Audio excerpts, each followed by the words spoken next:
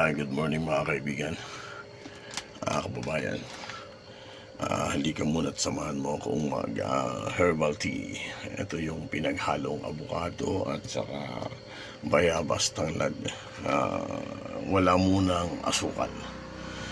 Sanayin natin walang asukal. Pag nagkakaedad na madali na tayong tamaan ng kung ano-ano. Kaya i-try natin maging healthy food and drinks. Ayan, subukan natin at ng araw abusado tayo kaya kala mo bakal na hindi kinakalawang. Okay, halika't mag herbal tayo. Galing na tayo sa bukid kanina. Ito, nagbukas na rin ako ng maliit na tindahan.